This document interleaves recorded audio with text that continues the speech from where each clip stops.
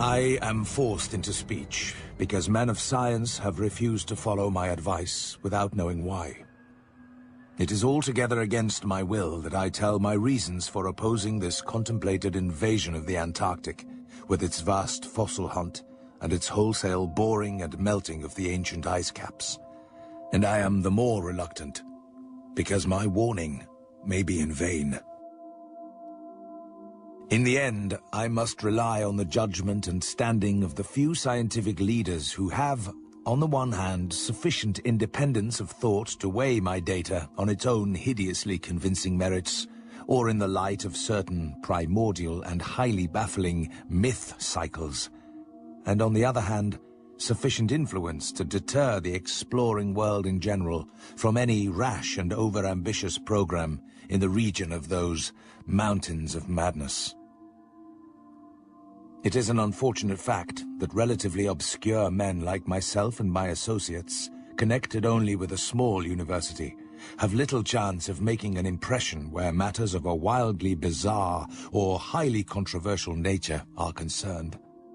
As a geologist, my object in leading the Miskatonic University expedition was wholly that of securing deep-level specimens of rock and soil from various parts of the Antarctic continent, aided by the remarkable drill devised by Professor Frank H. Parbody of our engineering department.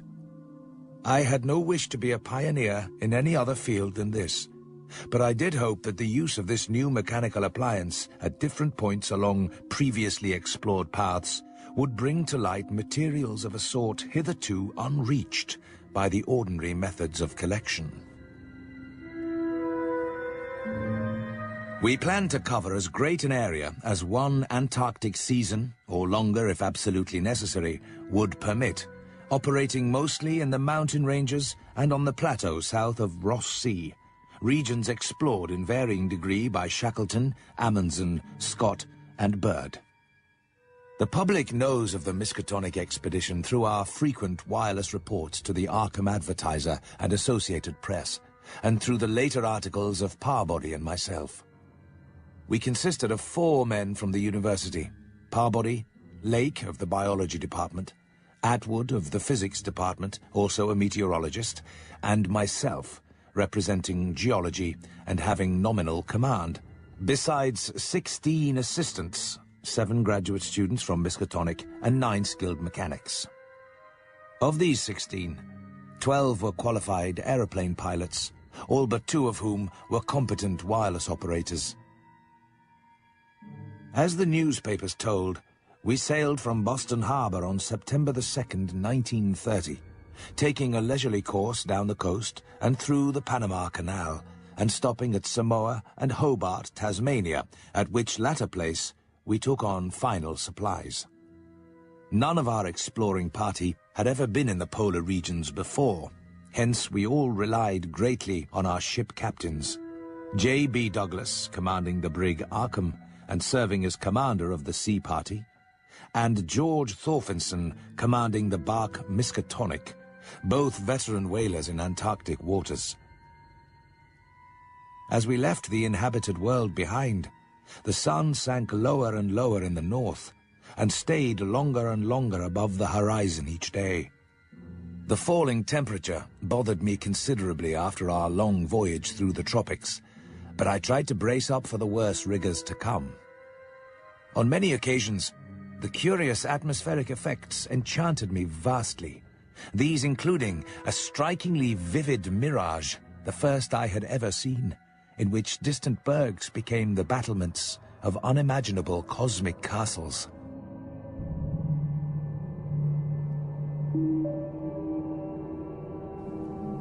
On the 7th of November, we passed Franklin Island, and the next day descried the cones of Mounts Erebus and Terror on Ross Island ahead, with the long line of the Parry Mountains beyond. There now stretched off to the east the low, white line of the Great Ice Barrier, rising perpendicularly to a height of 200 feet, like the rocky cliffs of Quebec, and marking the end of southward navigation. In the afternoon, we entered McMurdo Sound and stood off the coast in the lee of smoking Mount Erebus. The Sorayok Peak towered up some 12,700 feet against the eastern sky, like a Japanese print of the sacred Fujiyama, while beyond it rose the white, ghost-like height of Mount Terror, 10,900 feet in altitude, and now extinct as a volcano. Puffs of smoke from Erebus came intermittently, and one of the graduate assistants, a brilliant young fellow named Danforth, pointed out what looked like lava on the snowy slope. We landed all our drilling apparatus, dogs, sledges, tents, provisions, gasoline tanks, experimental ice melting outfit, cameras, both ordinary and aerial, aeroplane parts and other accessories, including 3 small portable wireless outfits, besides those in the planes, capable of communicating with the Arkham's large outfit from any part of the Antarctic continent that we would be likely to visit. The ship's equipment, communicating with the outside world, was to convey press reports to the Arkham Advertiser's powerful wireless station on Kingsport Head, Massachusetts.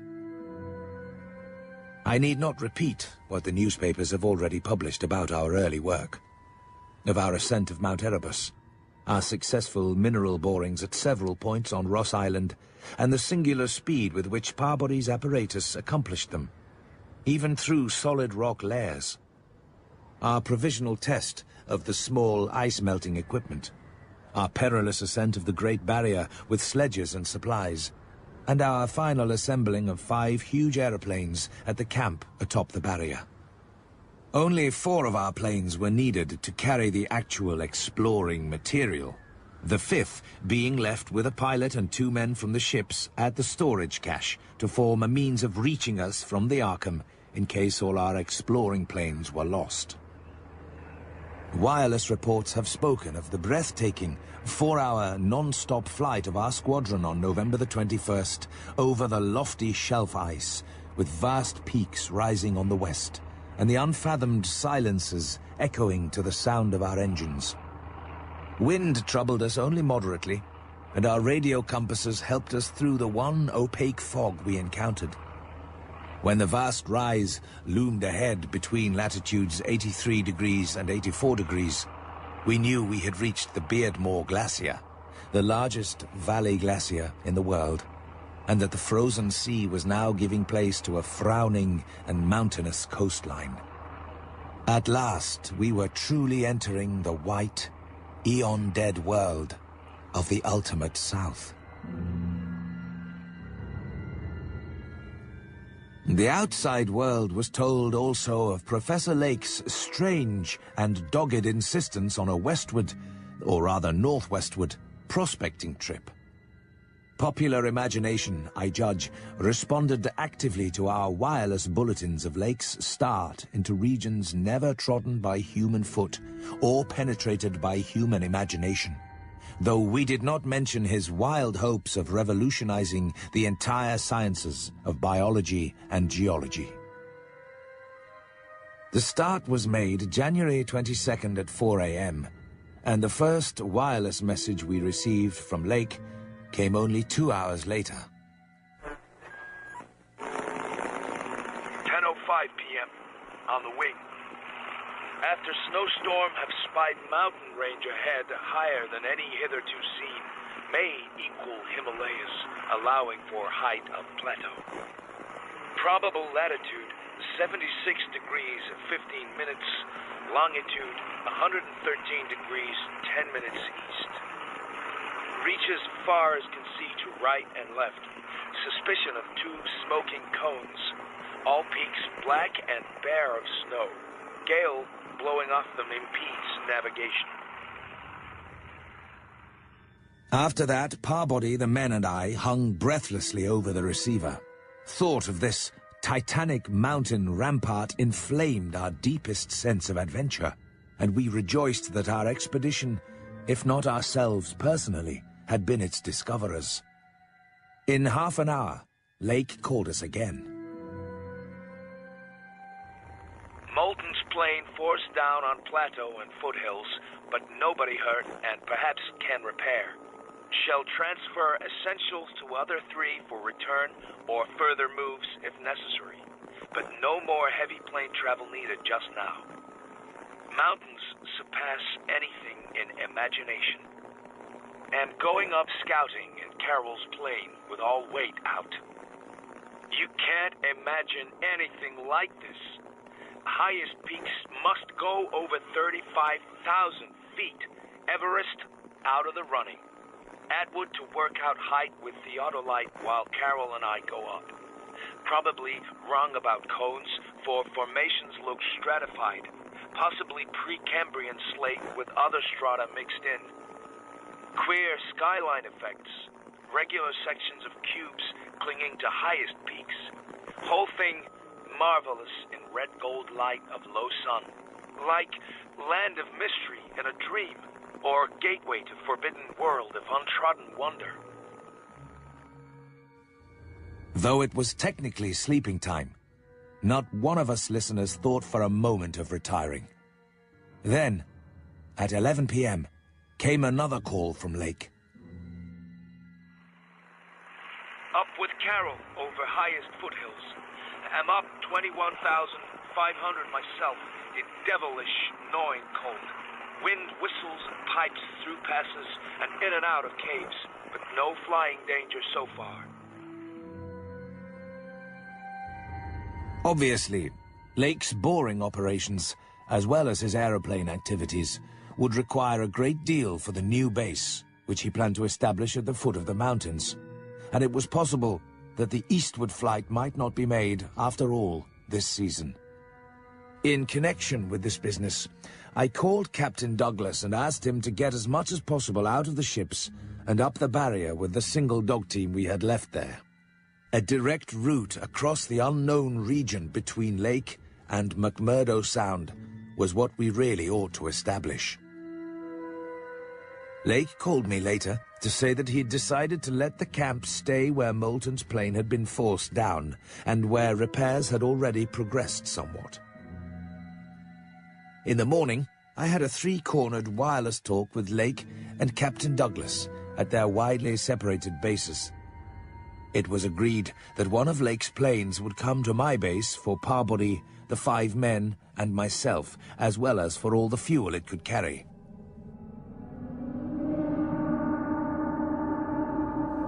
After about 4 p.m., Lake began sending in the most extraordinary and excited messages.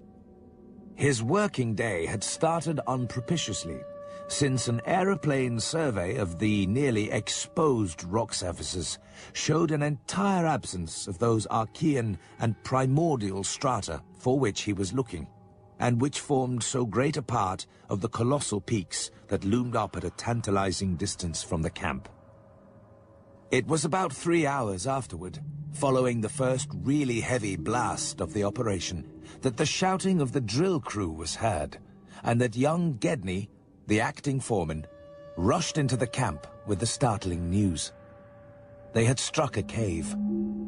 Early in the boring, the sandstone had given place to a vein of Comanchean limestone full of minute fossil cephalopods, corals, echini, and spirophera, and with occasional suggestions of siliceous sponges and marine vertebrate bones, the latter probably of teleosts, sharks, and ganoids. This in itself was important enough, as affording the first vertebrate fossils the expedition had yet secured. But when, shortly afterward, the drill head dropped through the stratum into apparent vacancy, a wholly new and doubly intense wave of excitement spread among the excavators. A good-sized blast had laid open the subterrane secret, and now, through a jagged aperture perhaps 5 feet across and 3 feet thick, there yawned before the avid searchers a section of shallow limestone hollowing worn more than 50 million years ago by the trickling groundwaters of a bygone tropic world. When Lake had satisfied the first keen edge of his curiosity, he scribbled a message in his notebook and had young Moulton run back to the camp to dispatch it by wireless. This was my first word of the discovery. Lake was not content to let his first message stand. but had another bulletin written and dispatched across the snow to the camp before Moulton could get back. Those who followed the newspapers will remember the excitement created among men of science by that afternoon's reports. Reports which have finally led, after all these years, to the organization of the proposed Starkweather Moor expedition, which I am so anxious to dissuade from its purposes. Fowler makes discovery of highest importance in sandstone and limestone fragments from blasts. Several distinct triangular striated prints, like those in Archean slate, proving that source survived from over 600 million years ago to Comanchean times without more than moderate morphological changes and decrease in average size. Comanchean prints apparently more primitive or decadent, if anything, than older ones, emphasize the importance of discovery and press. Will mean to biology what Einstein has meant to mathematics and physics. Joins up with my previous work and amplifies conclusions. And then later, examining certain skeletal fragments of large land and marine saurians and primitive mammals, find singular local wounds or injuries to bony structure not attributable to any known predatory or carnivorous animal of any period, of two sorts, straight, penetrant bores, and apparently hacking incisions. One or two cases of cleanly severed bones. and still later, have found peculiar soapstone fragment about 6 inches across and 1.5 inches thick, wholly unlike any visible local formation. Greenish, but no evidences to place its period. Has curious smoothness and regularity. Shaped like 5-pointed star with tips broken off, and signs of other cleavage at inward angles and in center of surface. Small, smooth depression in center of unbroken surface. Carroll, with magnifier, thinks he can make out additional markings of geologic significance. Groups of tiny dots in regular patterns. Dogs growing uneasy as we work and seem to hate this soapstone. Must see if it has any peculiar odor. We'll report again when Mills gets back with light and we start on underground area. 10:15 p.m. Incredible. No, transcendent discovery. Arendorf and Watkins, working underground at 9:45 with light, found 8 complete and 6 incomplete specimens of hitherto unknown life forms. They are the Archean things that left the prints in the rocks we found earlier. 6 feet end to end, 3 5/10 feet central diameter, tapering to 1 foot at each end, like a barrel with 5 bulging ridges in place of staves. Dark gray, flexible, and infinitely tough hide miraculously preserved. 7-foot membranous wings of same color, found folded, spread out of furrows between ridges. Wing framework tubular or glandular, of lighter gray with orifices at wingtips. Spread wings have serrated edge. Around equator, one at central apex of each of the 5 vertical stave-like ridges are 5 systems of light gray flexible arms or tentacles, found tightly folded to torso but expansible to maximum length of over 3 feet. Single stalks 3 inches diameter branch after 6 inches into 5 substalks, each of which branches after 8 inches into small tapering tentacles or tendrils, giving each stalk a total of 25 tentacles.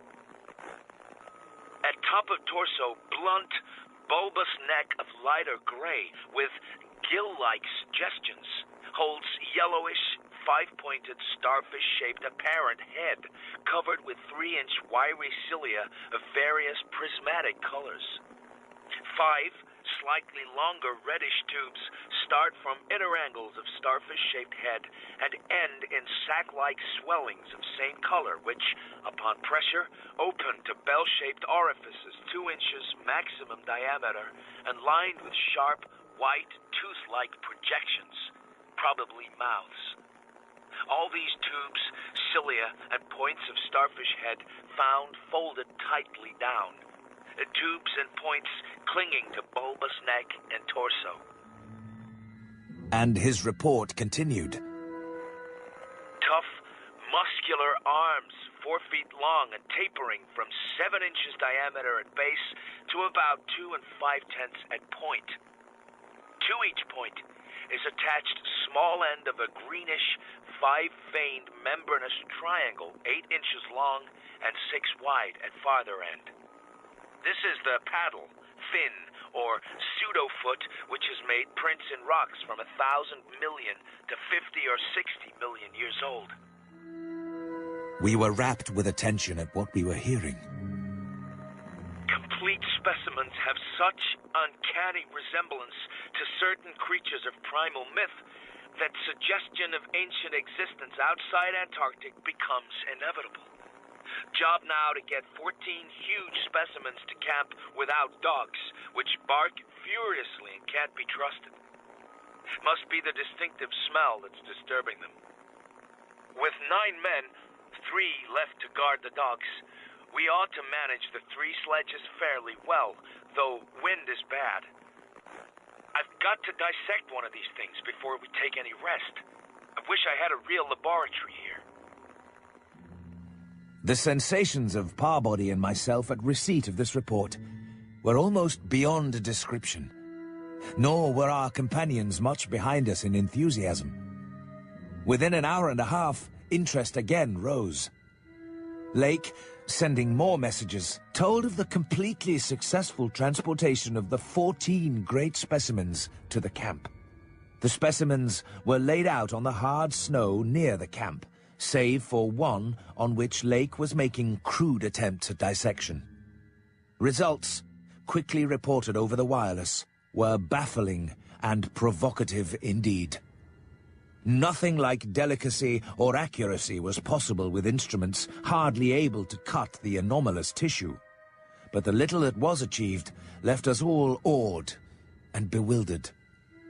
Existing biology would have to be wholly revised, for this thing was no product of any cell growth science knows about. It had digestion and circulation, and eliminated waste matter through the reddish tubes of its starfish-shaped base. Cursorily, one would say that its respiration apparatus handled oxygen rather than carbon dioxide, and there were odd evidences of air storage chambers and methods of shifting respiration from the external orifice to at least 2 other fully developed breathing systems, gills and pores. Clearly, it was amphibian, and probably adapted to long, airless hibernation periods as well. Vocal organs seemed present in connection with the main respiratory system, but they presented anomalies beyond immediate solution. Articulate speech, in the sense of syllable utterance, seemed barely conceivable, but musical, piping notes covering a wide range were highly probable. The muscular system was almost prematurely developed. The nervous system was so complex and highly developed as to leave Lake aghast.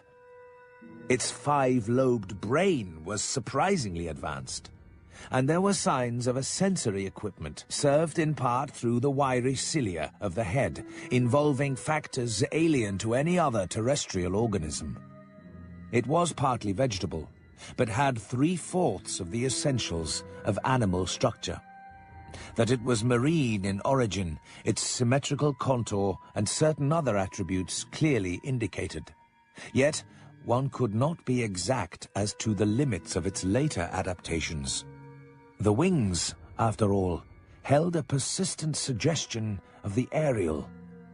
How it could have undergone its tremendously complex evolution on a newborn Earth in time to leave prints in Archean rocks was so far beyond conception as to make Lake whimsically recall the primal myths about great old ones who filtered down from the stars and concocted Earth life as a joke or mistake. It was after 4 a.m.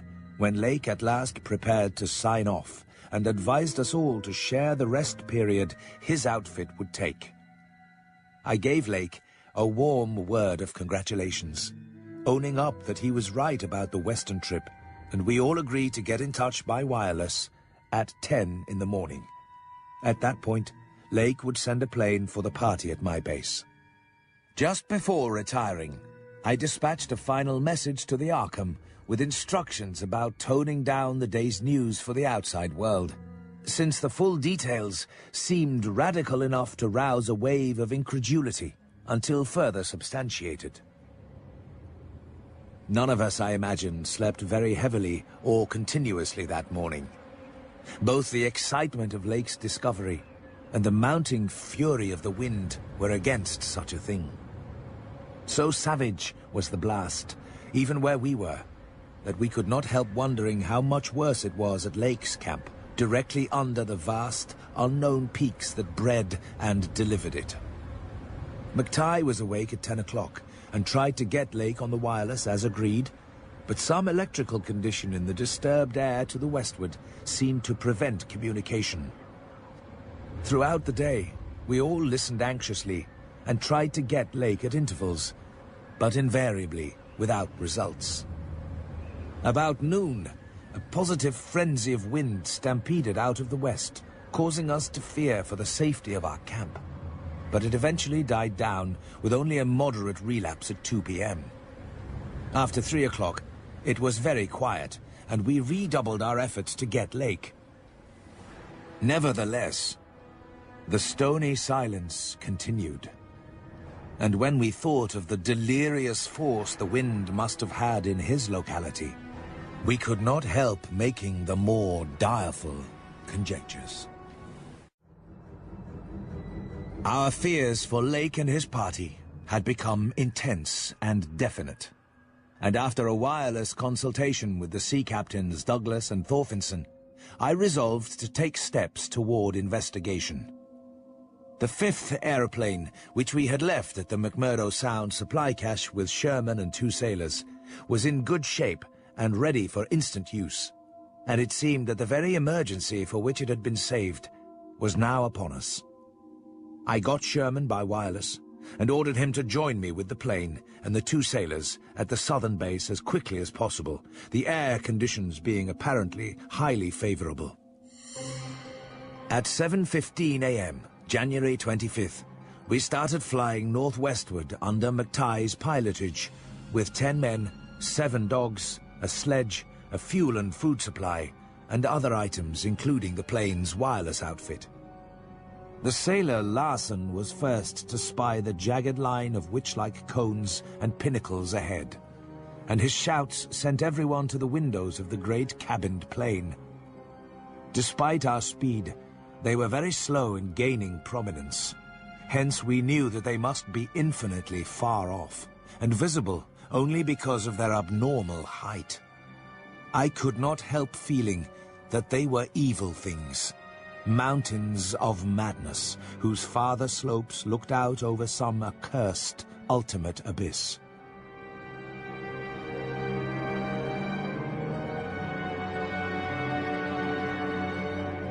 We were over the lowest foothills now, and could see amid the snow, ice, and bare patches of their main plateau a couple of darkish spots which we took to be Lake's camp and boring. The higher foothills shot up between 5 and 6 miles away, forming a range almost distinct from the terrifying line of more than Himalayan peaks beyond them. At length, Ropes, the student who had relieved McTighe at the controls, began to head downward toward the left-hand dark spot whose size marked it as the camp. Some hours after our landing, we sent a guarded report of the tragedy we found, and reluctantly announced the wiping out of the whole Lake party by the frightful wind of the preceding day or of the night before that. 11 known dead. Young Gedney missing. People pardoned our hazy lack of details through realization of the shock the sad event must have caused us, and believed us when we explained that the mangling action of the wind had rendered all 11 bodies unsuitable for transportation outside. We brought back all the books, scientific equipment, and other incidentals we could find, though much was rather unaccountably blown away. Spare tents and furs were either missing or badly out of condition.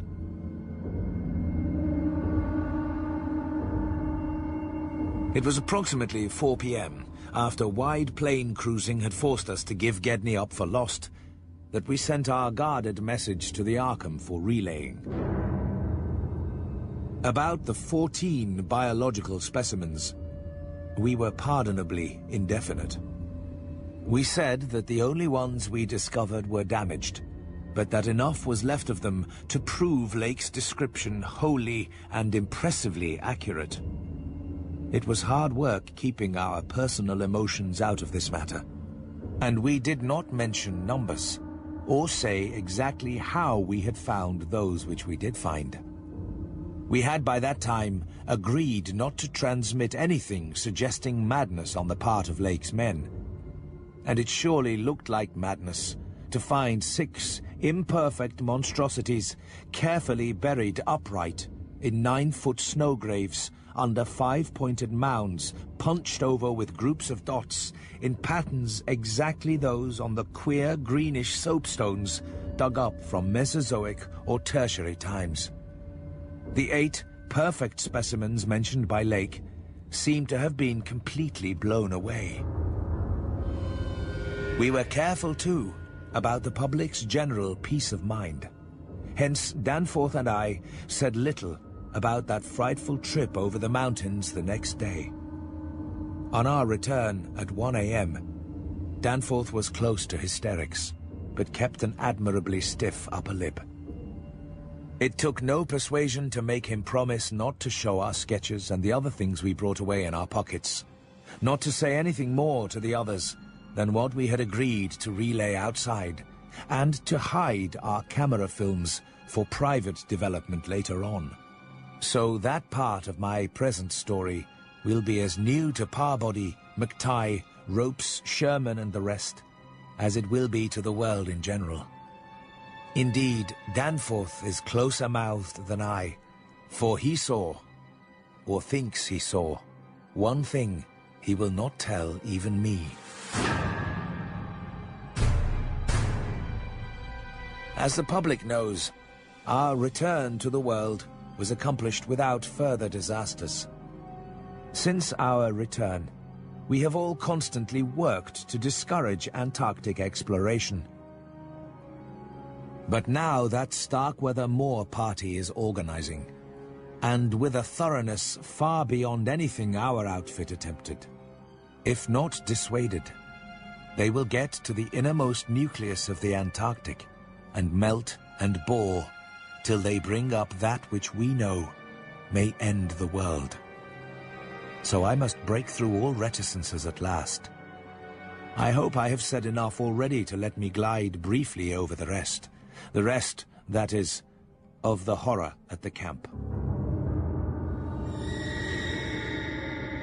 The crowning abnormality was the condition of the bodies, men and dogs alike. They had all been in some terrible kind of conflict, and were torn and mangled in fiendish and altogether inexplicable ways. Some were incised and subtracted from in the most curious, cold-blooded and inhuman fashion. It was the same with dogs and men. All the healthier, fatter bodies, quadrupedal or bipedal, had had their most solid masses of tissue cut out and removed, as by a careful butcher, and around them was a strange sprinkling of salt, taken from the ravaged provision chests on the plains, which conjured up the most horrible associations. Gedney and one dog turned out to be missing in the end. But when we came on that terrible scene, we had missed 2 dogs and 2 men. But the fairly unharmed dissecting tent, which we entered after investigating the monstrous graves, had something to reveal. The scene was clearly not as Lake had left it, for the covered parts of the primal monstrosity had been removed from the improvised table. Indeed, we had already realized that one of the 6 imperfect and insanely buried things we had found must represent the collected sections of the entity which Lake had tried to analyze. On and around that laboratory table were strewn other things, and it did not take long for us to guess that those things were the carefully, though oddly and inexpertly dissected parts of 1 man and 1 dog. We buried the human parts beside the other 10 men, and the canine parts with the other 35 dogs. This formed the worst of the camp horror. But other things were equally perplexing. The disappearance of Gedney, the 1 dog, the 8 uninjured biological specimens, 3 sledges and certain instruments, illustrated technical and scientific books, writing materials, electric torches and batteries, food and fuel, heating apparatus, spare tents, fursuits and the like, was utterly beyond sane conjecture. In view of just such an eventuality as the present one, we carefully photographed all the main evidences of insane disorder at the camp, and shall use the prints to buttress our pleas against the departure of the proposed Starkweather Moor expedition.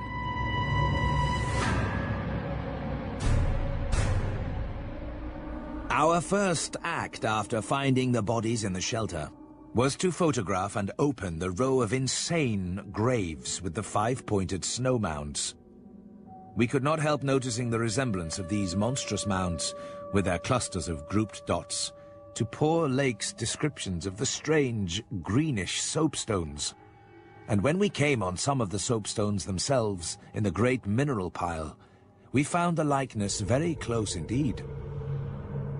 In spite of all the prevailing horrors, we were left with enough sheer scientific zeal and adventurousness to wonder about the unknown realm beyond those mysterious mountains. As our guarded messages stated, we rested at midnight after our day of terror and bafflement, but not without a tentative plan for 1 or more range-crossing altitude flights in a lightened plane with aerial camera and geologist's outfit, beginning the following morning. It was decided that Danforth and I try it first, and we awaked at 7 a.m., intending an early flight. However, heavy winds, mentioned in our brief bulletin to the outside world, delayed our start till nearly 9 o'clock. As we flew towards the forbidding peaks, dark and sinister above the line of crevasse-riven snow and interstitial glaciers, we noticed more and more the curiously regular formations clinging to the slopes. The ancient and wind-weathered rock strata proved that these pinnacles had been towering up in exactly the same way since a surprisingly early time in Earth's history, perhaps over 50 million years. How much higher they had once been, it was futile to guess. But everything about this strange region pointed to obscure atmospheric influences unfavorable to change, and calculated to retard the usual climatic processes of rock disintegration. How to account for such things in this place was frankly beyond me, and I felt queerly humbled as a geologist. Igneous formations often have strange regularities, like the famous Giant's Causeway in Ireland, but this stupendous range, despite Lake's original suspicion of smoking cones, was above all else non-volcanic in evident structure. The curious cave mouths, near which the odd formations seemed most abundant, presented another, albeit a lesser puzzle, because of their regularity of outline. They were often approximately square, or semicircular, as if the natural orifices had been shaped to greater symmetry by some magic hand. Their numerousness and wide distribution were remarkable, and suggested that the whole region was honeycombed with tunnels dissolved out of limestone strata. Such glimpses as we secured did not extend far within the caverns, but we saw that they were apparently clear of stalactites and stalagmites.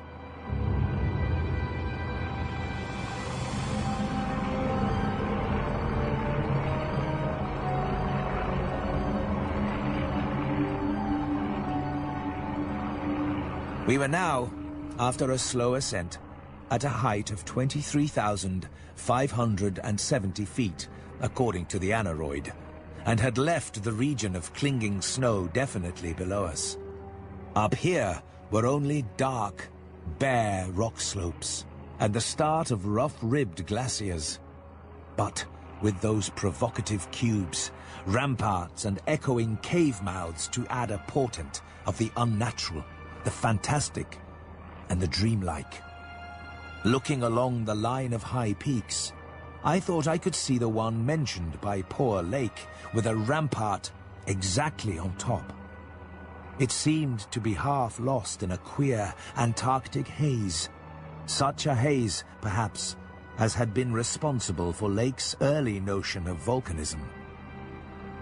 The pass loomed directly before us, smooth and windswept between its jagged and malignly frowning pylons.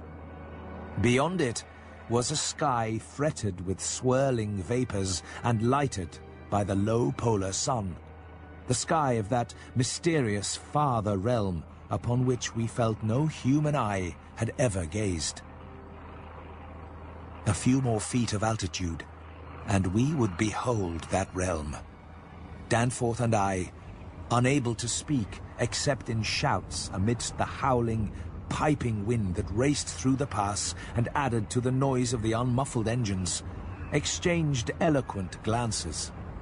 And then, having gained those last few feet, we did indeed stare across the momentous divide and over the unsampled secrets of an elder and utterly alien Earth.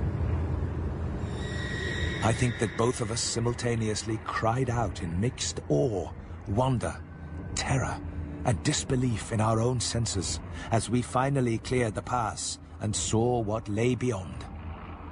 Our eyes swept that limitless, tempest-scarred plateau and grasped the almost endless labyrinth of colossal, regular, and geometrically eurythmic stone masses which reared their crumbled and pitted crests above a glacial sheet not more than 40 or 50 feet deep at its thickest, and in places obviously thinner. The effect of the monstrous sight was indescribable, for some fiendish violation of natural law seemed certain at the outset. Here, on a hellishly ancient tableland fully 20,000 feet high, and in a climate deadly to habitation since a pre-human age not less than 500,000 years ago, there stretched, nearly to the vision's limit, a tangle of orderly stone which only the desperation of mental self-defense could possibly attribute to any but conscious and artificial cause. We had previously dismissed, so far as serious thought was concerned, any theory that the cubes and ramparts of the mountainsides were other than natural in origin. How could they be otherwise, when man himself could scarcely have been differentiated from the great apes at the time when this region succumbed to the present unbroken reign of glacial death? Only the incredible, unhuman massiveness of these vast stone towers and ramparts had saved the frightful things from utter annihilation in the hundreds of thousands, perhaps millions of years it had brooded there amidst the blasts of a bleak upland. Corona Mundi, roof of the world. All sorts of fantastic phrases sprang to our lips as we looked dizzily down at the unbelievable spectacle. I thought again of the eldritch primal myths that had so persistently haunted me since my first sight of this dead Antarctic world. Of the demoniac plateau of Leng, of the Maigo, or abominable snowmen of the Himalayas, of the narcotic manuscripts with their pre-human implications, of the Cthulhu cult, of the Necronomicon, and of the Hyperborean legends of formless Tsathoggua, and the worse-than-formless star spawn associated with that semi-entity. For boundless miles in every direction, the thing stretched off with very little thinning. Indeed, as our eyes followed it to the right and left along the base of the low, gradual foothills which separated it from the actual mountain rim, we decided that we could see no thinning at all, except for an interruption at the left of the pass through which we had come. We had merely struck, at random, a limited part of something of incalculable extent. The foothills were more sparsely sprinkled with grotesque stone structures, linking the terrible city to the already familiar cubes and ramparts which evidently formed its mountain outposts. These latter, as well as the queer cave mouths, were as thick on the inner as on the outer sides of the mountains. Looking back to our sensations, and recalling our dazedness at viewing this monstrous survival from eons we had thought pre-human, I can only wonder that we preserved the semblance of equilibrium, which we did. Of course, we knew that something, chronology, scientific theory, or our own consciousness, was woefully awry. Yet we kept enough poise to guide the plane, observe many things quite minutely, and take a careful series of photographs, which may yet serve both us and the world in good stead. In my case, ingrained scientific habit may have helped, for above all my bewilderment and sense of menace, there burned a dominant curiosity to fathom more of this age-old secret, to know what sort of beings had built and lived in this incalculably gigantic place, and what relation to the general world of its time, or of other times so unique a concentration of life could have had. For this place, it could be no ordinary city. It must have formed the primary nucleus and center of some archaic and unbelievable chapter of Earth's history whose outward ramifications, recalled only dimly in the most obscure and distorted myths, had vanished utterly amidst the chaos of terrene convulsions long before any human race we know had shambled out of apedom. Flying inland from the mountains, we discovered that the city was not of infinite width, even though its length along the foothills seemed endless.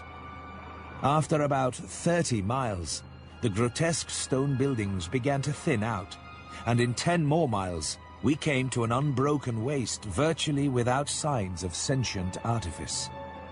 So far we had made no landing, yet to leave the plateau without an attempt at entering some of the monstrous structures would have been inconceivable.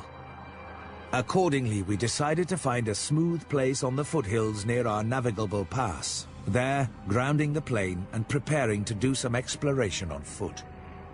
Though these gradual slopes were partly covered with a scattering of ruins, low flying soon disclosed an ampler number of possible landing places. Selecting that nearest to the pass, since our flight would be across the Great Range and back to camp, we succeeded about 12:30 p.m.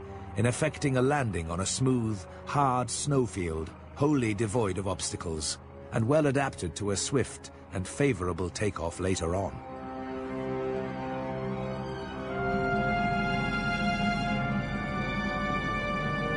Walking cautiously downhill over the crusted snow toward the stupendous stone labyrinth that loomed against the opalescent west, we felt almost as keen a sense of imminent marvels as we had felt on approaching the unfathomed mountain pass 4 hours previously.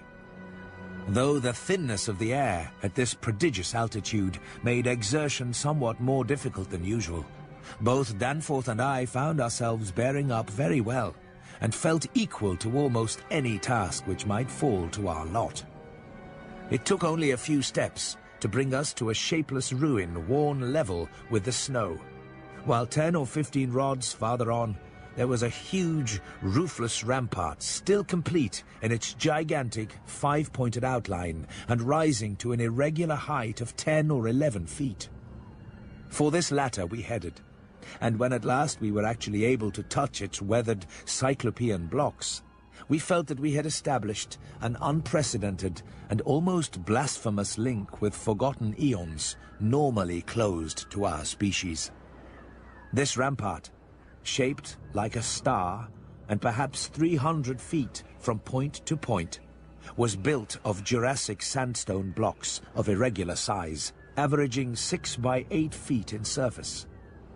There was a row of arched loopholes, or windows, about 4 feet wide and 5 feet high, spaced quite symmetrically along the points of the star and at its inner angles, and with the bottoms about 4 feet from the glaciated surface.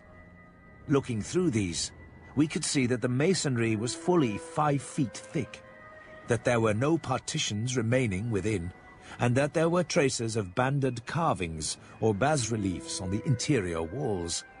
Facts we had indeed guessed before when flying low over this rampart and others like it.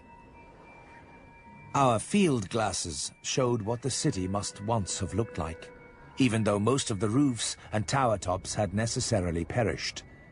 As a whole, it had been a complex tangle of twisted lanes and alleys, all of them deep canyons, and some little better than tunnels because of the overhanging masonry or overarching bridges. Now, outspread below us, it loomed like a dream fantasy against a westward mist through whose northern end the low, reddish Antarctic sun of early afternoon was struggling to shine. And when for a moment that sun encountered a denser obstruction and plunged the scene into temporary shadow, the effect was subtly menacing, in a way I can never hope to depict. Even the faint howling and piping of the unfelt wind in the great mountain passes behind us took on a wilder note of purposeful malignity. The last stage of our descent to the town was unusually steep and abrupt, and a rock outcropping at the edge where the grade changed led us to think that an artificial terrace had once existed there. Under the glaciation, we believed, there must be a flight of steps, or its equivalent. When at last we plunged into the town itself, clambering over fallen masonry and shrinking from the oppressive nearness and dwarfing height of omnipresent crumbling and pitted walls, our sensations again became such that I marvel at the amount of self-control we retained. Danforth was frankly jumpy and began making some offensively irrelevant speculations about the horror at the camp, which I resented all the more because I could not help sharing certain conclusions forced upon us by many features of this morbid survival from nightmare antiquity.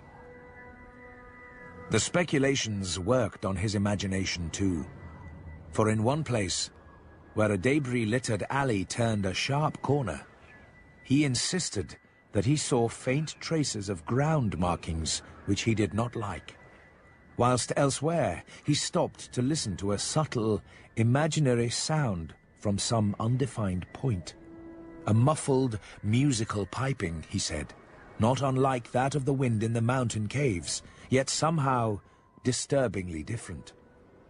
The ceaseless five-pointedness of the surrounding architecture, and of the few distinguishable mural arabesques, had a dimly sinister suggestiveness we could not escape, and gave us a touch of terrible subconscious certainty concerning the primal entities which had reared and dwelt in this unhallowed place.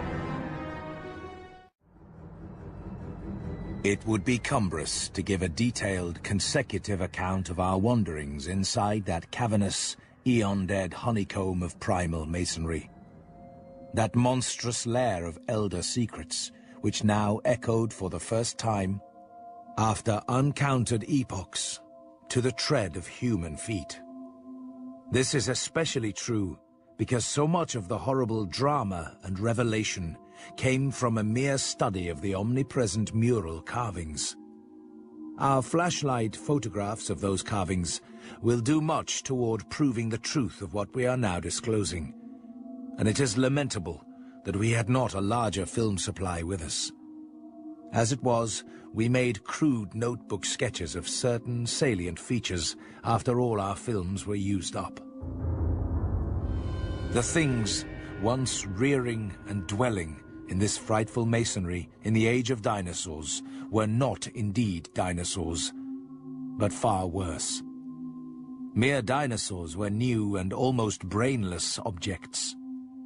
But the builders of the city were wise and old, and had left certain traces in rocks even then laid down well-nigh 1,000 million years. Rocks laid down before the true life of Earth had advanced beyond plastic groups of cells. Rocks laid down before the true life of Earth had existed at all. They were the makers and enslavers of that life, and above all doubt, the originals of the fiendish elder myths, which things like the Narcotic manuscripts and the Necronomicon affrightedly hint about. They were the great, old ones that had filtered down from the stars when Earth was young, the beings whose substance an alien evolution had shaped, and whose powers were such as this planet had never bred.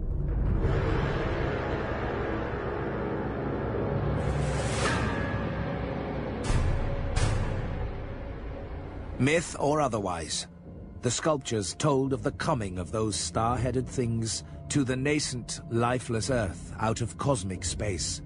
Their coming, and the coming of many other alien entities, such as at certain times embark upon spatial pioneering. They seemed able to traverse the interstellar ether on their vast, membranous wings, thus oddly confirming some curious hill folklore long ago told me by an antiquarian colleague. They had lived under the sea a good deal, building fantastic cities and fighting terrific battles with nameless adversaries by means of intricate devices employing unknown principles of energy. Their preternatural toughness of organization and simplicity of natural wants made them peculiarly able to live on a high plane without the more specialized fruits of artificial manufacture, and even without garments, except for occasional protection against the elements. It was under the sea, at first for food and later for other purposes, that they first created Earth life, using available substances according to long-known methods. The more elaborate experiments came after the annihilation of various cosmic enemies. They had done the same thing on other planets, having manufactured not only necessary foods, but certain multicellular protoplasmic masses capable of molding their tissues into all sorts of temporary organs under hypnotic influence, and thereby forming ideal slaves to perform the heavy work of the community. These viscous masses were without doubt what Abdul al-Hazred whispered about as the Shoggoths in his frightful Necronomicon, though even that mad Arab had not hinted that any existed on Earth except in the dreams of those who had chewed a certain alkaloidal herb. With the aid of the Shoggoths, whose expansions could be made to lift prodigious weights, the small, low cities under the sea grew to vast and imposing labyrinths of stone, not unlike those which later rose on land. Indeed, the highly adaptable Old Ones had lived much on land in other parts of the universe, and probably retained many traditions of land construction. Of the life of the Old Ones, both under the sea and after part of them migrated to land, volumes could be written. Those in shallow water had continued the fullest use of the eyes at the ends of their 5 main head tentacles, and had practiced the arts of sculpture and of writing in quite the usual way. the writing accomplished with a stylus on waterproof waxen surfaces.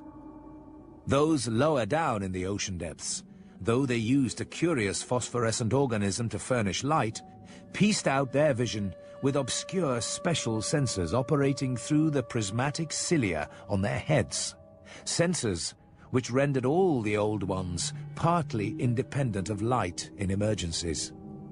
The beings moved in the sea partly by swimming using the lateral arms and partly by wriggling with the lower tier of tentacles containing the pseudo-feet. Occasionally, they accomplished long swoops with the auxiliary use of 2 or more sets of their fan-like folding wings. On land, they locally used the pseudo-feet, but now and then flew to great heights or over long distances with their wings. The toughness of the things was almost incredible. Even the terrific pressure of the deepest sea bottoms appeared powerless to harm them. Very few seemed to die at all, except by violence, and their burial places were very limited. The fact that they covered their vertically inhumed dead with 5-pointed inscribed mounds set up thoughts in Danforth and me, which made a fresh pause and recuperation necessary after the sculptures revealed it. The beings multiplied by means of spores, but owing to their prodigious toughness and longevity, and consequent lack of replacement needs, they did not encourage the large-scale development of new Prothalia, except when they had new regions to colonize. Though able, like vegetables, to derive nourishment from inorganic substances, they vastly preferred organic, and especially animal food. They ate uncooked marine life under the sea, but cooked their viands on land. They hunted game and raised meat herds, slaughtering with sharp weapons whose odd marks on certain fossil bones our expedition had noted. They resisted all ordinary temperatures marvelously, and in their natural state could live in water down to freezing. When the great chill of the Pleistocene drew on, however, nearly 1 million years ago, the land dwellers had to resort to special measures, including artificial heating, until at last the deadly cold appears to have driven them back into the sea. Government was evidently complex and probably socialistic, though no certainties in this regard could be deduced from the sculptures we saw. There was extensive commerce, both local and between different cities, certain small, flat counters, 5-pointed and inscribed, serving as money. Probably the smaller of the various greenish soapstones found by our expedition were pieces of such currency. Though the culture was mainly urban, some agriculture and much stock raising existed. Mining and a limited amount of manufacturing were also practiced. Travel was very frequent, but permanent migration seemed relatively rare, except for the vast colonizing movements by which the race expanded. For personal locomotion, no external aid was used, since in land, air, and water movement alike, the Old Ones seemed to possess excessively vast capacities for speed. Loads, however, were drawn by beasts of burden, shoggoths under the sea, and a curious variety of primitive vertebrates in the later years of land existence. These vertebrates, as well as an infinity of other life forms, animal and vegetable, marine, terrestrial, and aerial, were the products of unguided evolution acting on life cells made by the Old Ones, but escaping beyond their radius of attention. They had been suffered to develop unchecked, because they had not come in conflict with the dominant beings. It interested us to see in some of the very last and most decadent sculptures a shambling, primitive mammal, used sometimes for food and sometimes as an amusing buffoon by the land dwellers, whose vaguely simian and human foreshadowings were unmistakable.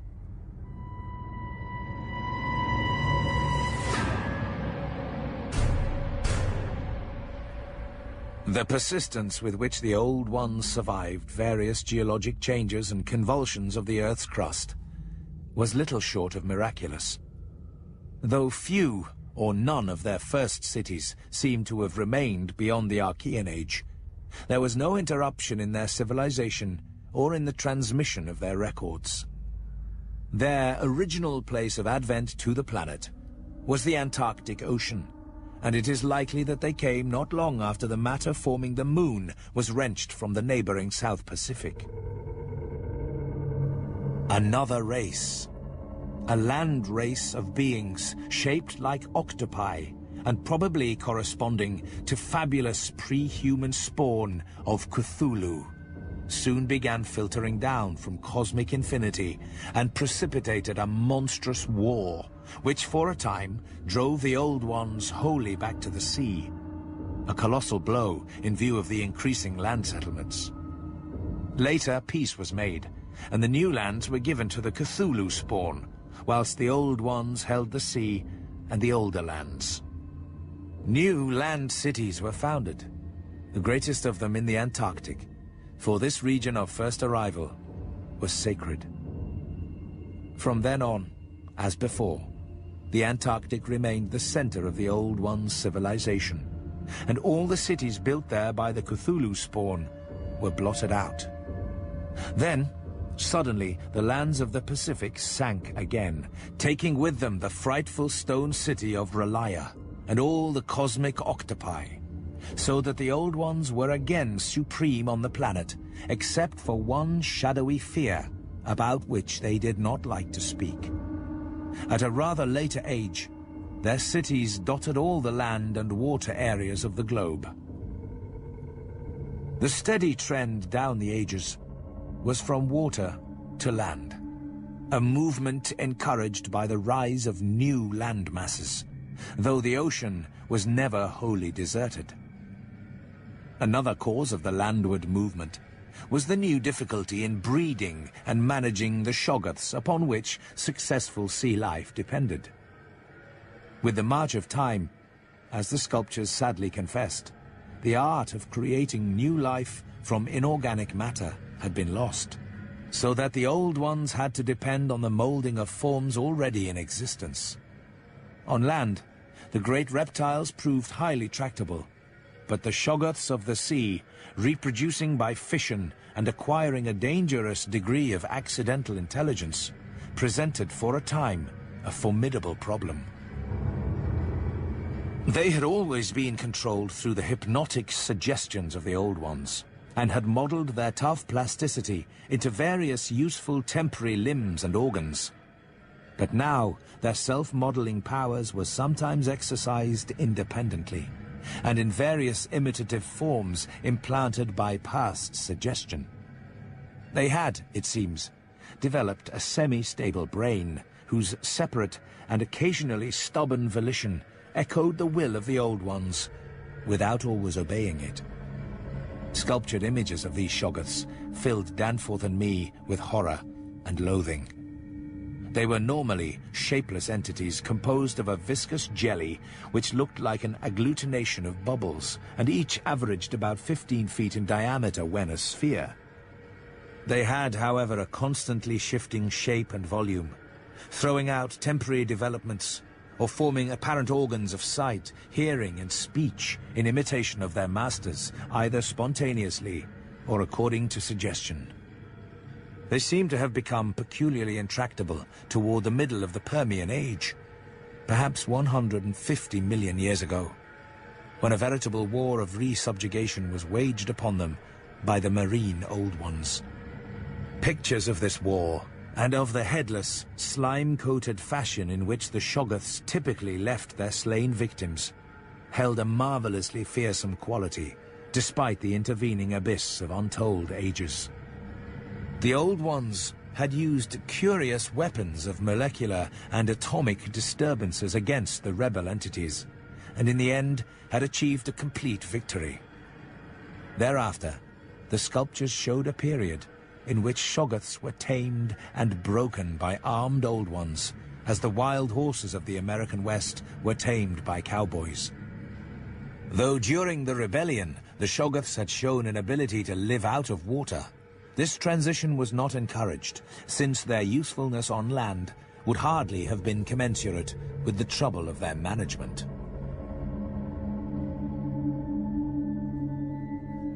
During the Jurassic Age, the Old Ones met fresh adversity in the form of a new invasion from outer space.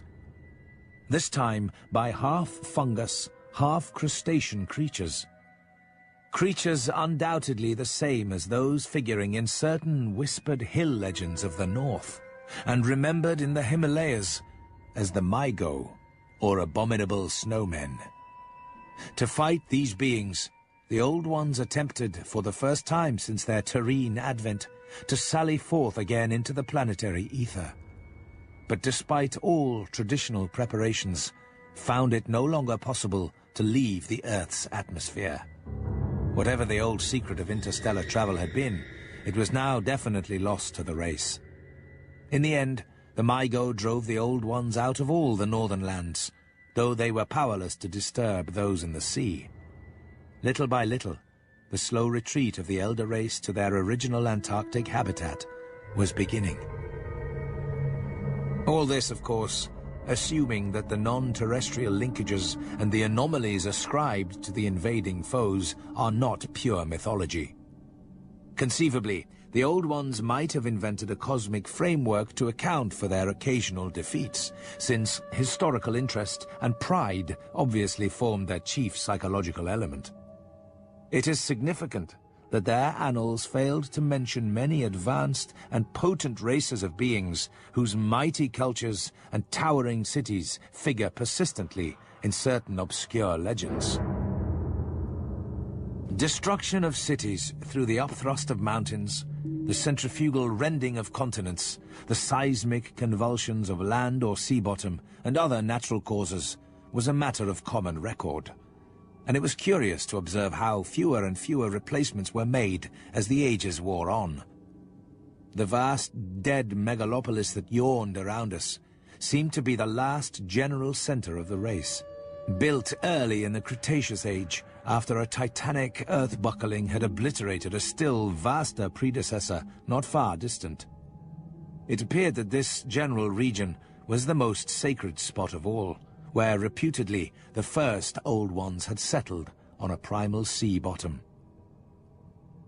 In the new city, many of whose features we could recognize in the sculptures, but which stretched fully 100 miles along the mountain range in each direction beyond the farthest limits of our aerial survey, there were reputed to be preserved certain sacred stones forming part of the first sea-bottom city, which thrust up to light after long epochs in the course of the general crumbling of strata.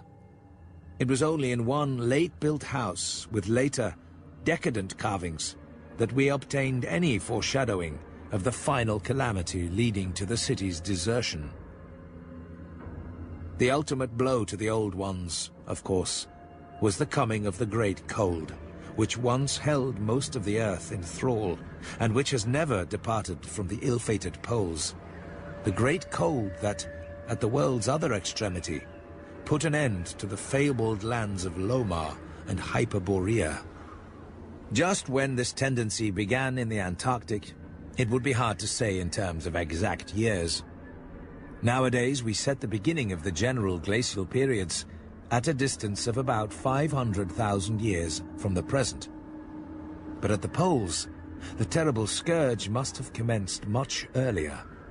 All quantitative estimates are partly guesswork, but it is quite likely that the decadent sculptures, i.e. the most recent, were made considerably less than 1 million years ago, and that the actual desertion of the city was complete long before the conventional opening of the Pleistocene, 500,000 years ago, as reckoned in terms of the Earth's whole surface.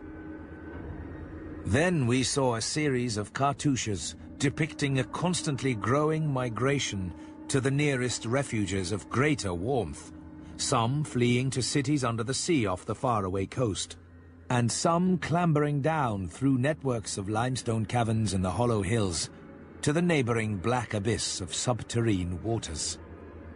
In the end, it seems to have been the neighboring abyss which received the greatest colonization. This was partly due, no doubt, to the traditional sacredness of this special region, but may have been more conclusively determined by the opportunities it gave for continuing the use of the great temples on the honeycombed mountains, and for retaining the vast land city as a place of summer residence and base of communication with various mines. The linkage of old and new abodes was made more effective by means of several gradings and improvements along the connecting routes, including the chiseling of numerous direct tunnels from the ancient metropolis to the Black Abyss, sharply down-pointing tunnels whose mouths we carefully drew, according to our most thoughtful estimates, on the guide map we were compiling. It was obvious that at least 2 of these tunnels lay within a reasonable exploring distance of where we were, both being on the mountainward edge of the city, one less than 1/4 of a mile toward the ancient river course, and the other perhaps twice that distance in the opposite direction. The abyss, it seems, had shelving shores of dry land at certain places, but the old ones built their new city underwater, no doubt because of its greater certainty of uniform warmth. The depth of the hidden sea appears to have been very great, so that the Earth's internal heat could ensure its habitability for an indefinite period. The beings seem to have had no trouble in adapting themselves to part-time, and eventually, of course, whole-time residence underwater, since they had never allowed their gill systems to atrophy. There were many sculptures which showed how they had always frequently visited their submarine kinsfolk elsewhere, and how they had habitually bathed on the deep bottom of their great river. The darkness of inner Earth could likewise have been no deterrent to a race accustomed to long Antarctic nights. Decadent though their style undoubtedly was, these latest carvings had a truly epic quality, where they told of the building of the new city in the cavern sea. The old ones had gone about it scientifically, quarrying insoluble rocks from the heart of the honeycombed mountains, and employing expert workers from the nearest submarine city to perform the construction according to the best methods. These workers brought with them all that was necessary to establish the new venture: shoggoth tissue, from which to breed stone lifters and subsequent beasts of burden for the cavern city, and other protoplasmic matter to mold into phosphorescent organisms for lighting purposes.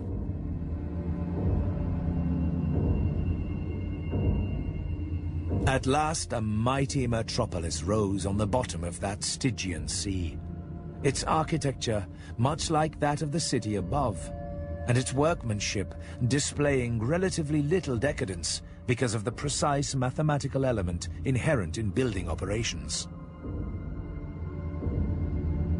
The newly bred shoggoths grew to enormous size and singular intelligence, and were represented as taking and executing orders with marvelous quickness. They seemed to converse with the old ones by mimicking their voices, a sort of musical piping over a wide range, if poor Lake's dissection had indicated aright, and to work more from spoken commands than from hypnotic suggestions as in earlier times. They were, however, kept in admirable control. The decadent cartouches and dados telling this story were, as I have said, the latest we could find in our limited search. They left us with a picture of the old ones shuttling back and forth betwixt the land city in summer and the sea cavern city in winter, and sometimes trading with the sea-bottom cities off the Antarctic coast. By this time, the ultimate doom of the land city must have been recognized, for the sculptures showed many signs of the cold's malign encroachments. Vegetation was declining, and the terrible snows of the winter no longer melted completely, even in midsummer. The saurian livestock were nearly all dead, and the mammals were standing it none too well. To keep on with the work of the upper world, it had become necessary to adapt some of the amorphous and curiously cold-resistant shoggoths to land life, a thing the old ones had formerly been reluctant to do. The great river was now lifeless, and the upper sea had lost most of its denizens except the seals and whales. All the birds had flown away, save only great, grotesque penguins. What had happened afterward, we could only guess. And what of the specimens found by Poor Lake? How did they fit in? For their geologic setting proved them to have lived at what must have been a very early date in the land city's history. They were, according to their location, certainly not less than 30 million years old, and we reflected that in their day, the sea cavern city, and indeed the cavern itself, had had no existence. They would have remembered an older scene, with lush tertiary vegetation everywhere, a younger land city of flourishing arts around them, and a great river sweeping northward along the base of the mighty mountains toward a faraway tropic ocean. And yet, we could not help thinking about these specimens, especially about the 8 perfect ones that were missing from Lake's hideously ravaged camp. There was something abnormal about that whole business, those frightful graves, the amount and nature of the missing material. Gedney, the unearthly toughness of those archaic monstrosities, and the queer, vital freaks the sculptures now showed the race to have. Danforth and I had seen a good deal in the last few hours, and were prepared to believe and keep silent about many appalling and incredible secrets of primal nature.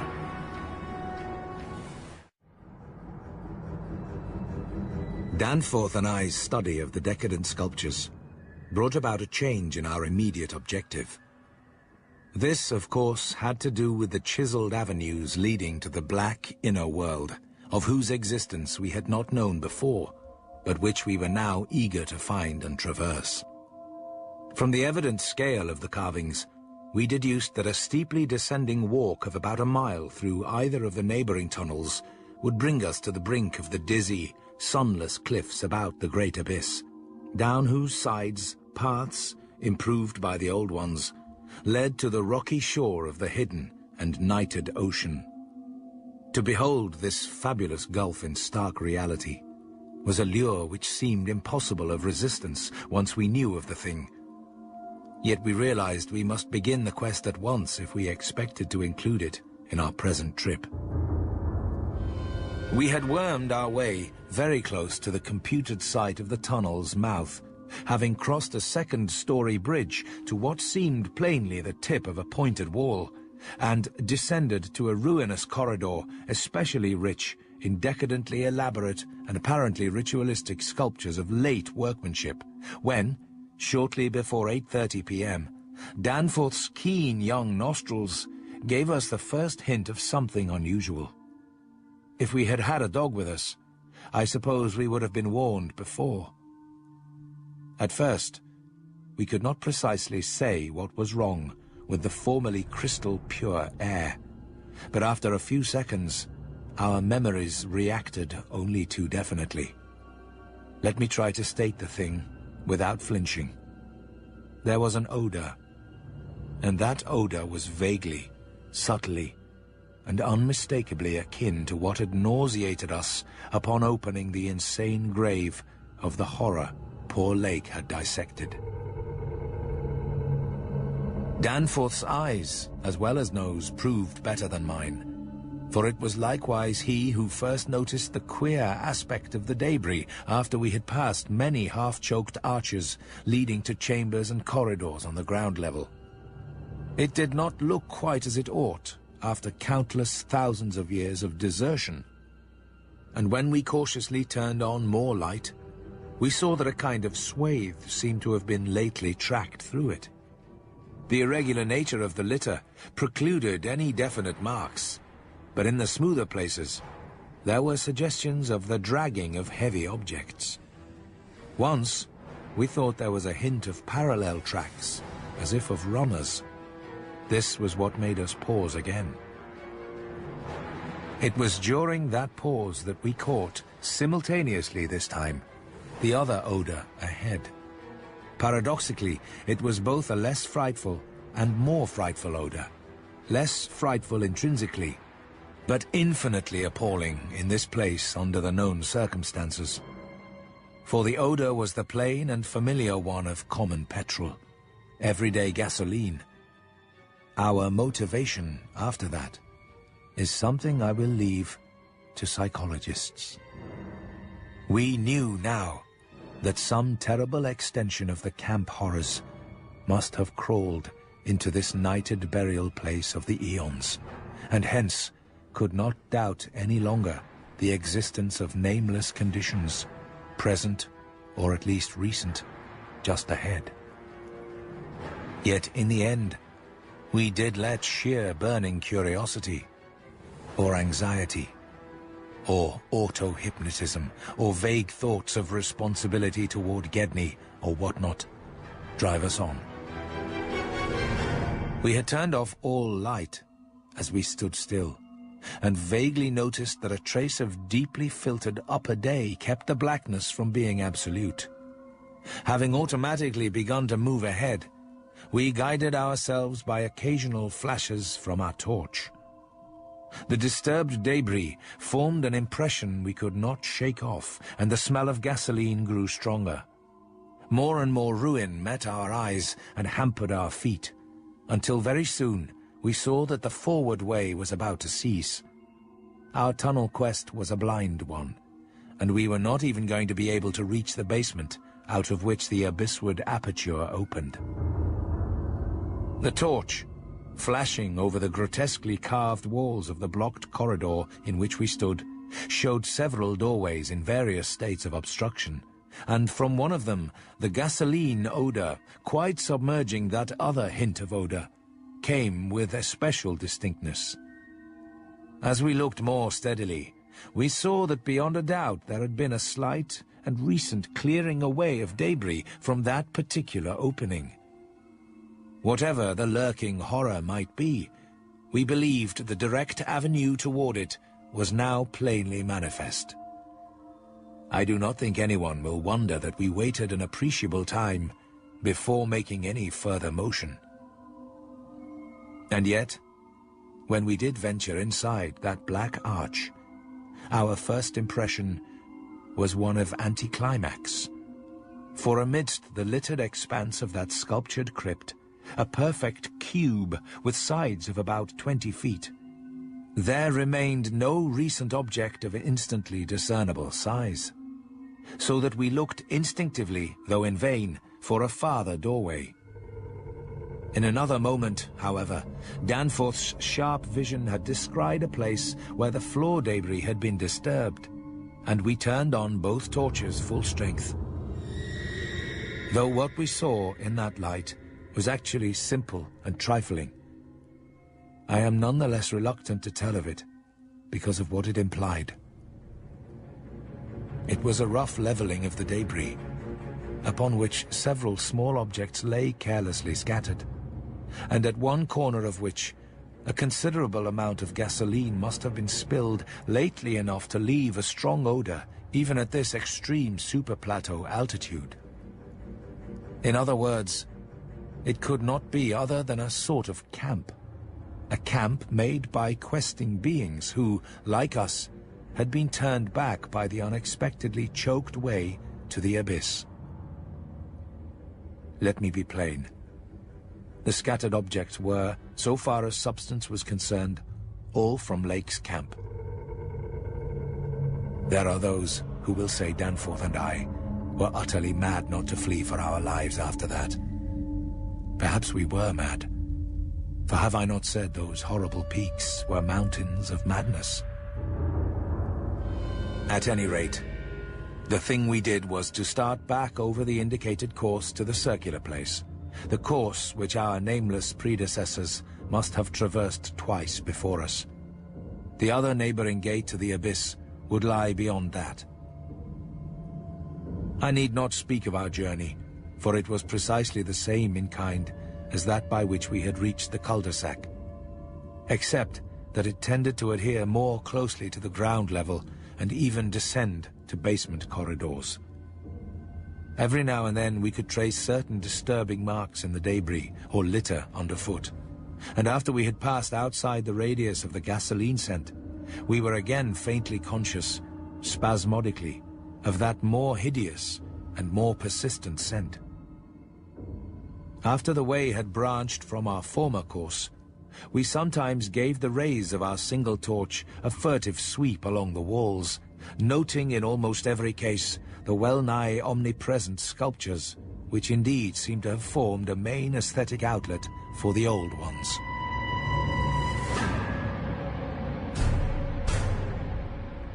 About 9:30 p.m., while traversing a long, vaulted corridor whose increasingly glaciated floor seemed somewhat below the ground level and whose roof grew lower as we advanced, we began to see strong daylight ahead and were able to turn off our torch. It appeared that we were coming to the vast circular place, and that our distance from the upper air could not be very great. The corridor ended in an arch, surprisingly low for these megalithic ruins, but we could see much through it even before we emerged.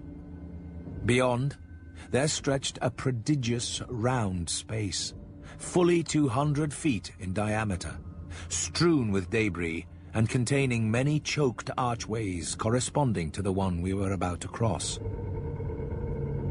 But the salient object of the place was the titanic stone ramp, which, eluding the archways by a sharp turn outward into the open floor, wound spirally up the stupendous cylindrical wall like an inside counterpart of those once climbing outside the monstrous towers or ziggurats of antique Babylon. As we stepped out into the awesome half-daylight of this monstrous cylinder bottom, 50 million years old, and without doubt the most primally ancient structure ever to meet our eyes, we saw that the ramp traversed sides stretched dizzily up to a height of fully 60 feet. It took us only a moment to conclude that this was indeed the route by which those others had descended, and that this would be the logical route for our own ascent. The tower's mouth was no farther from the foothills and our waiting plain than was the great terraced building we had entered, and any further subglacial exploration we might make on this trip would lie in this general region. Oddly, we were still thinking about possible later trips, even after all we had seen and guessed. Then, as we picked our way cautiously over the debris of the great floor, there came a sight which, for the time, excluded all other matters. It was the neatly huddled array of 3 sledges in that farther angle of the ramp's lower and outward projecting course, which had hitherto been screened from our view. There they were, the 3 sledges missing from Lake's camp, shaken by a hard usage which must have included forcible dragging along great reaches of snowless masonry and debris, as well as much hand portage over utterly unnavigable places. They were carefully and intelligently packed and strapped, and contained things memorably familiar enough: the gasoline stove, fuel cans, instrument cases, provision tins, tarpaulins obviously bulging with books, and some bulging with less obvious contents. Everything derived from Lake's equipment. After what we had found in that other room, we were in a measure prepared for this encounter. The really great shock came when we stepped over and undid one tarpaulin whose outlines had peculiarly disquieted us. It seems that others, as well as Lake, had been interested in collecting typical specimens, for there were 2 here, both stiffly frozen, perfectly preserved, patched with adhesive plaster where some wounds around the neck had occurred, and wrapped with care to prevent further damage. They were the bodies of young Gedney and the missing dog.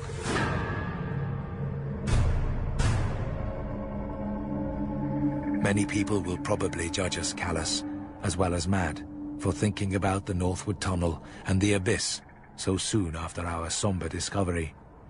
And I am not prepared to say that we would have immediately revived such thoughts, but for a specific circumstance which broke in upon us and set up a whole new train of speculations. We had replaced the tarpaulin over poor Gedney, and were standing in a kind of mute bewilderment, when the sounds finally reached our consciousness. The first sounds we had heard since descending out of the open, where the mountain wind whined faintly from its unearthly heights. Well known and mundane though they were, their presence in this remote world of death was more unexpected and unnerving than any grotesque or fabulous tones could possibly have been, since they gave a fresh upsetting to all our notions of cosmic harmony. Had it been some trace of that bizarre musical piping over a wide range which Lake's dissection report had led us to expect in those others, and which indeed our overwrought fancies had been reading into every wind howl we had heard since coming on the Camp Horror, it would have had a kind of hellish congruity with the eon-dead region around us. A voice from other epochs belongs in a graveyard of other epochs. As it was, however, the noise shattered all our profoundly seated adjustments, all our tacit acceptance of the inner Antarctic as a waste, utterly and irrevocably void of every vestige of normal life. What we heard was not the fabulous note of any buried blasphemy of Elder Earth, from whose supernal toughness an age-denied polar sun had evoked a monstrous response. Instead, it was a thing so mockingly normal and so unerringly familiarized by our sea days off Victoria Land and our camp days at McMurdo Sound, that we shuddered to think of it here, where such things ought not to be. To be brief, it was simply the raucous squawking of a penguin. The muffled sound floated from subglacial recesses nearly opposite to the corridor whence we had come, regions manifestly in the direction of that other tunnel to the vast abyss. The presence of a living waterbird in such a direction, in a world whose surface was one of age-long and uniform lifelessness, could lead to only one conclusion. Hence our first thought was to verify the objective reality of the sound. It was indeed repeated, and seemed at times to come from more than one throat. Seeking its source, we entered an archway from which much debris had been cleared. As the glaciated floor gave place to a litter of detritus, we plainly discerned some curious dragging tracks, and once Danforth found a distinct print of a sort whose description would be only too superfluous. The course indicated by the penguin cries was precisely what our map and compass prescribed as an approach to the more northerly tunnel mouth, and we were glad to find that a bridgeless thoroughfare on the ground and basement levels seemed open. The tunnel, according to the chart, ought to start from the basement of a large pyramidal structure which we seemed vaguely to recall from our aerial survey as remarkably well preserved. Along our path, the single torch showed a customary profusion of carvings, but we did not pause to examine any of these. Suddenly, a bulky white shape loomed up ahead of us, and we flashed on the second torch. This white, waddling thing was fully 6 feet high. We were clutched for an instant by primitive dread. Then came a flash of anticlimax as the white shape sidled into a lateral archway to our left to join two others of its kind, which had summoned it in raucous tones. For it was only a penguin, albeit of a huge, unknown species larger than the greatest of the known king penguins, and monstrous in its combined albinism and virtual eyelessness. When we had followed the thing into the archway and turned both our torches on the indifferent and unheeding group of three, we saw that they were all eyeless albinos of the same unknown and gigantic species. Their size reminded us of some of the archaic penguins depicted in the Old One's sculptures, and it did not take us long to conclude that they were descended from the same stock, undoubtedly surviving through a retreat to some warmer inner region whose perpetual blackness had destroyed their pigmentation and atrophied their eyes to mere useless slits. That their present habitat was the vast abyss we sought was not for a moment to be doubted, and this evidence of the Gulf's continued warmth and habitability filled us with the most curious and subtly perturbing fancies. We wondered, too, what had caused these three birds to venture out of their usual domain. The state and silence of the great dead city made it clear that it had at no time been an habitual seasonal rookery, whilst the manifest indifference of the trio to our presence made it seem odd that any passing party of those others should have startled them. Was it possible that those others had taken some aggressive action or tried to increase their meat supply?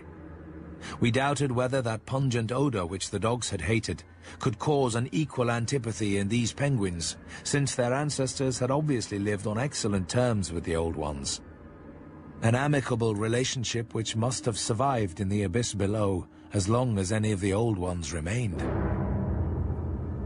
Regretting, in a flare-up of the old spirit of pure science, that we could not photograph these anomalous creatures, we shortly left them to their squawking and pushed on toward the abyss whose openness was now so positively proved to us, and whose exact direction occasional penguin tracks made clear. Not long afterward, a steep descent in a long, low, doorless, and peculiarly sculptureless corridor led us to believe that we were approaching the tunnel mouth at last. We had passed two more penguins and heard others immediately ahead. Then the corridor ended in a prodigious open space, which made us gasp involuntarily.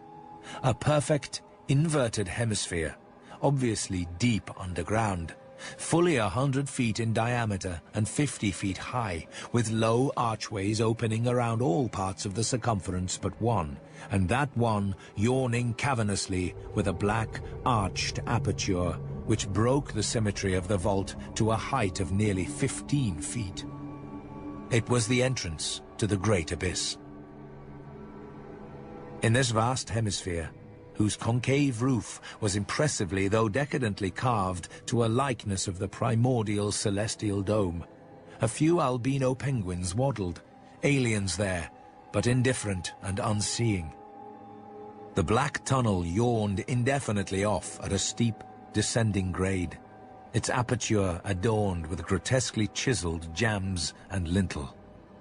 From that cryptical mouth, we fancied a current of slightly warmer air, and perhaps even a suspicion of vapor proceeded, and we wondered what living entities, other than penguins, the limitless void below, and the contiguous honeycombings of the land and the Titan Mountains, might conceal. We wondered, too, whether the trace of mountaintop smoke at first suspected by Poor Lake, as well as the odd haze we had ourselves perceived around the rampart-crowned peak, might not be caused by the tortuous channeled rising of some such vapor from the unfathomed regions of Earth's core. Entering the tunnel, we saw that its outline was, at least at the start, about 15 feet each way, sides, floor, and arched roof composed of the usual megalithic masonry. After about a quarter of a mile, the temperature was rapidly ascending, and we were not surprised to come upon a careless heap of material shudderingly familiar to us. It was composed of furs and tent cloth taken from Lake's camp, and we did not pause to study the bizarre forms into which the fabrics had been slashed. Slightly beyond this point, we noticed a decided increase in the size and number of the side galleries, and concluded that the densely honeycombed region beneath the higher foothills must now have been reached. The nameless scent was now curiously mixed with another and scarcely less offensive odor, of what nature we could not guess, though we thought of decaying organisms and perhaps unknown subterranean fungi. Then came a startling expansion of the tunnel for which the carvings had not prepared us, a broadening and rising into a lofty, natural-looking elliptical cavern with a level floor some 75 feet long and 50 broad, and with many immense side passages leading away into cryptical darkness. Though this cavern was natural in appearance, an inspection with both torches suggested that it had been formed by the artificial destruction of several walls between adjacent honeycombings. The walls were rough, and the high vaulted roof was thick with stalactites, but the solid rock floor had been smoothed off and was free from all debris, detritus, or even dust to a positively abnormal extent. Except for the avenue through which we had come, this was true of the floors of all the great galleries opening off from it, and the singularity of the condition was such as to set us vainly puzzling. The curious new fetor which had supplemented the nameless scent was excessively pungent here, so much so that it destroyed all trace of the other. Something about this whole place, with its polished and almost glistening floor, struck us as more vaguely baffling and horrible than any of the monstrous things we had previously encountered. The regularity of the passage immediately ahead, as well as the larger proportion of penguin droppings there, prevented all confusion as to the right course amidst this plethora of equally great cave mouths. Nevertheless, we resolved to retreat if any further complexity should develop, for dust tracks, of course, could no longer be expected. Upon resuming our direct progress, we cast a beam of torchlight over the tunnel walls, and stopped short in amazement at the supremely radical change which had come over the carvings in this part of the passage. We realized, of course, the great decadence of the Old One's sculpture at the time of the tunneling, and had indeed noticed the inferior workmanship of the arabesques in the stretchers behind us. But now, in this deeper section beyond the cavern, there was a sudden difference wholly transcending explanation, a difference in basic nature as well as in mere quality, and involving so profound and calamitous a degradation of skill that nothing in the hitherto observed rate of decline could have led one to expect it. This new and degenerate work was coarse, bold, and wholly lacking in delicacy of detail. It was countersunk with exaggerated depth in bands following the same general line as the sparse cartouches of the earlier sections, but the height of the reliefs did not reach the level of the general surface. Danforth had the idea that it was a second carving, a sort of palimpsest formed after the obliteration of a previous design. In nature, it was wholly decorative and conventional, and consisted of crude spirals and angles, roughly following the quintile mathematical tradition of the old ones, yet seemingly more like a parody than a perpetuation of that tradition. We could not get it out of our minds that some subtly but profoundly alien element had been added to the aesthetic feeling behind the technique. An alien element, Danforth guessed, that was responsible for the laborious substitution. That others had recently noticed this belt of carving was hinted by the presence of a used flashlight battery on the floor in front of one of the most characteristic cartouches. We saw and heard fewer penguins, but thought we caught a vague suspicion of an infinitely distant chorus of them somewhere deep within the earth. The new and inexplicable odor was abominably strong, and we could detect scarcely a sign of that other nameless scent. Puffs of visible vapor ahead bespoke increasing contrasts in temperature, and the relative nearness of the sunless sea cliffs of the great abyss. Then, quite unexpectedly, we saw 4 obstructions on the polished floor ahead. Obstructions which were quite definitely not penguins. Danforth and I approached the 4 sprawling and incomplete obstructions slowly and reluctantly. Would to heaven we had never approached them at all, but had run back at top speed out of that blasphemous tunnel with the greasily smooth floors and the degenerate murals aping and mocking the things they had superseded. Run back before we had seen what we did see, and before our minds were burned with something which will never let us breathe easily again. Both of our torches were turned on the prostrate objects, so that we soon realized the dominant factor in their incompleteness. Mauled, compressed, twisted and ruptured as they were, their chief common injury was total decapitation. From each one, the tentacled starfish head had been removed. And as we drew near, we saw that the manner of removal looked more like some hellish tearing or suction than like any ordinary form of cleavage. Their noisome, dark green ichor formed a large, spreading pool, but its stench was half overshadowed by the newer and stranger stench, here more pungent than at any other point along our route. Only when we had come very close to the sprawling obstructions could we trace that second, unexplainable fetor to any immediate source. And the instant we did so, Danforth, remembering certain very vivid sculptures of the Old One's history in the Permian Age 150 million years ago, gave vent to a nerve-tortured cry which echoed hysterically through that vaulted and archaic passage with the evil palimpsest carvings. I came only just short of echoing his cry myself, for I had seen those primal sculptures too, and had shudderingly admired the way the nameless artist had suggested that hideous slime coating found on certain incomplete and prostrate Old Ones, those whom the frightful Shoggoths had characteristically slain and sucked to a ghastly headlessness in the Great War of Resubjugation.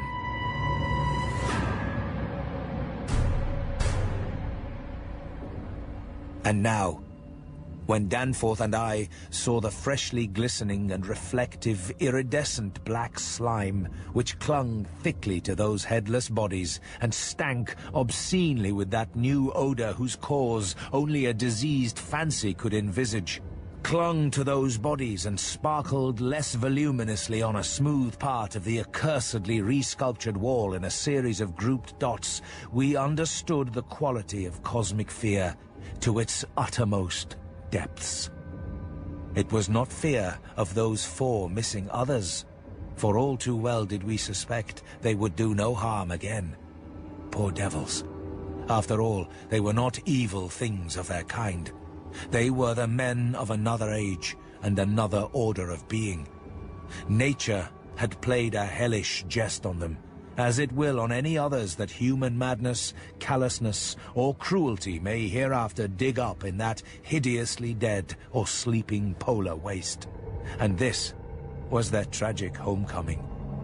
They had not been even savages, for what indeed had they done? That awful awakening in the cold of an unknown epoch.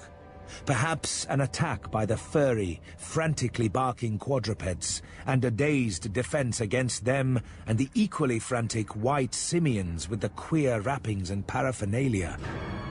Poor Lake. Poor Gedney. And poor Old Ones. Scientists to the last. What had they done that we would not have done in their place? God, what intelligence and persistence! What a facing of the incredible! Just as those carven kinsmen and forebears had faced things only a little less incredible. Radiates, vegetables, monstrosities, star spawn, whatever they had been, they were men. They had crossed the icy peaks on whose templed slopes they had once worshipped and roamed among the tree ferns. They had found their dead city brooding under its curse, and had read its carven latter days as we had done. They had tried to reach their living fellows in fabled depths of blackness they had never seen. And what had they found?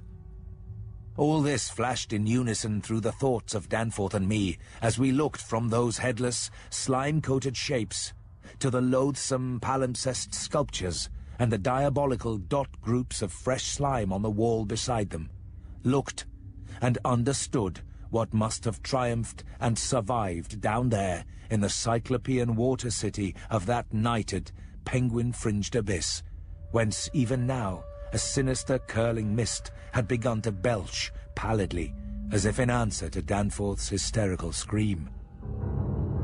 The shock of recognizing that monstrous slime and headlessness had frozen us into mute, motionless statues. And it is only through later conversations that we have learned of the complete identity of our thoughts at that moment. It seemed eons that we stood there, but actually, it could not have been more than 10 or 15 seconds. That hateful pallid mist curled forward as if veritably driven by some remoter, advancing bulk. And then came a sound which upset much of what we had just decided, and in so doing, broke the spell and enabled us to run like mad past squawking, confused penguins over our former trail back to the city, along ice-sunken, megalithic corridors to the great open circle, and up that archaic spiral ramp in a frenzied, automatic plunge for the sane outer air and light of day. The new sound had a shocking resemblance to the wind pipings we had both heard around the lofty mountain caves. At the risk of seeming puerile, I will add another thing too, if only because of the surprising way Danforth's impressions chimed with mine. Of course, common reading is what prepared us both to make the interpretation, though Danforth has hinted at queer notions about unsuspected and forbidden sources to which Edgar Allan Poe may have had access when writing the narrative of Arthur Gordon Pym of Nantucket a century ago. It will be remembered that in that fantastic tale, there is a word of unknown but terrible and prodigious significance connected with the Antarctic and screamed eternally by the gigantic, spectrally snowy birds of that malign region's core. Tekili-li, Tekili-li. That, I may admit, is exactly what we thought we heard conveyed by that sudden sound behind the advancing white mist. That insidious, musical piping over a singularly wide range. We were in full flight before 3 notes or syllables had been uttered. Though we knew that the swiftness of the Old Ones would enable any scream-roused and pursuing survivor of the slaughter to overtake us in a moment, if it really wished to do so. Concealment being futile at this juncture, we used our torch for a running glance behind, and perceived that the mist was thinning. Would we see at last a complete and living specimen of those others? Again came that insidious musical piping, Tekili-li, Tekili-li.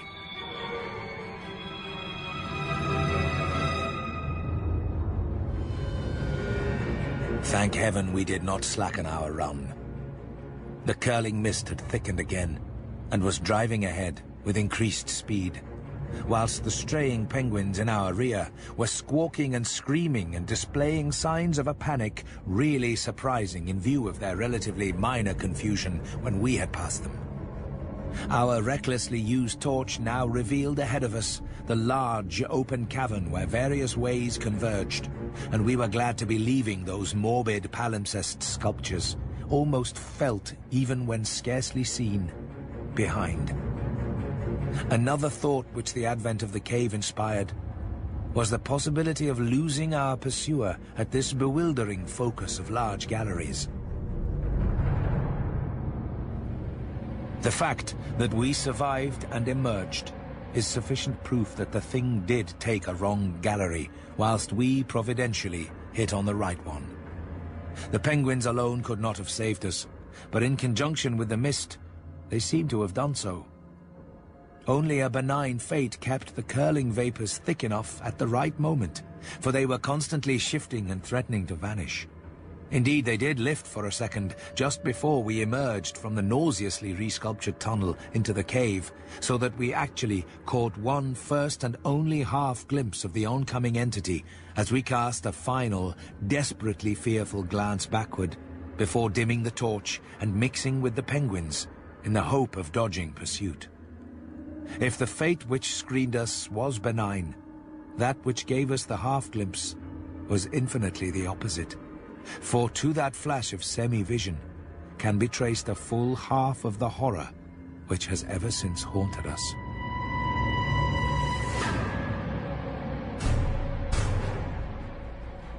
So we glanced back simultaneously, it would appear, though no doubt the incipient motion of one prompted the imitation of the other.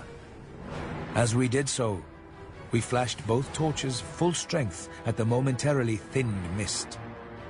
Either from sheer primitive anxiety to see all we could, or in a less primitive but equally unconscious effort to dazzle the entity before we dimmed our light and dodged among the penguins of the labyrinth center ahead.